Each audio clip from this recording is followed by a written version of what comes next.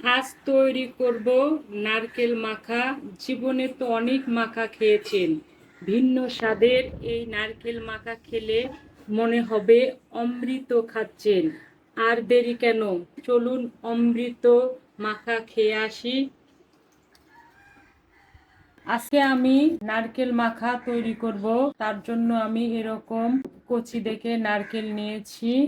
এই মাখাতে এরকম কচি নারকেল নিতে হবে, কারণ এই নারকেলগুলো একটু রসালো এবং মিষ্টি বেশি হয়ে থাকে। এই মাখাতে এই রকম নারকেল নিলে এই মাখাটা খেতে মজার এবং সুস্বাদু হবে।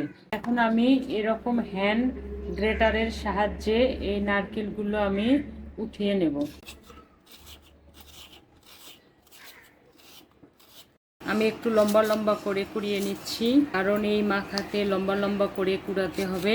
নারকেলের যে নিচের অংশ ওটা নিব না, শুধু উপর থেকে সাদা অংশগুলি নিব। হয়ে গেছে, আমি নারকেল দুটি কুড়ে নিয়েছি।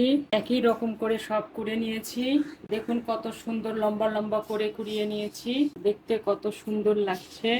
এখন আমি সব উপকরণ নিয়ে চলে আসব। সমস্ত উপকরণ নিয়ে ফিরে এলাম ভিন্ন স্বাদের এই নারকেলি মাখার জন্য। এখানে আমার মেজারমেন্ট কাপের 2 কাপের একটু বেশি নারকেল কুড়ানো আছে।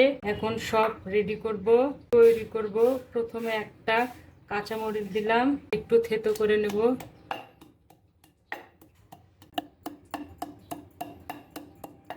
এক টুকরা আদা দিলাম,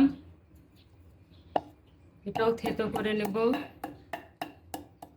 আর নিচের যে অংশটা গোড়াটা দিলাম, এটাও থেতো করে নেব। আমার কাছে এই গোলার ফ্লেভারটা অনেক সুন্দর লাগে।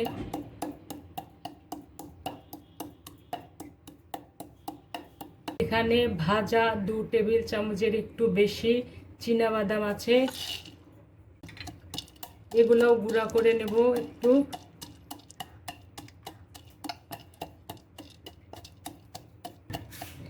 এখন এই নারকেল কোড়াগুলো দিয়ে দেব, একটু মিক্স করে নেব।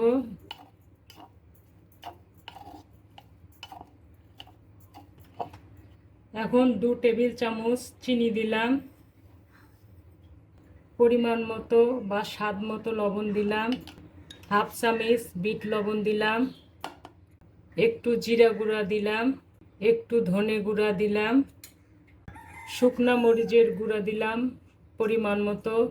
আপনারা যে কোনো উপকরণ এখানে বাড়িয়ে কমিয়ে দিতে পারেন আপনাদের। 1 চামচ লেবুর রস দিলাম। এখানে আমি 2 টেবিল চামচ মিষ্টি দেখে ডাবের পানি নিয়েছি, যে ডাবটা দিয়ে নারকেলটা দিয়ে এখানে আমি তৈরি করছি আজকের ভিন্ন স্বাদের নারকেল মাখা। এখানে 1 টেবিল চামচ দিলাম। সঙ্গে আমি 4টা তেঁতুলের কোয়া নিয়ে এটা আমি গুলে নিয়েছি। মোট 2 টেবিল চামচ নারকেলের পানি দিলাম। আমি এগুলো আবার একটু মিক্স করে নেব।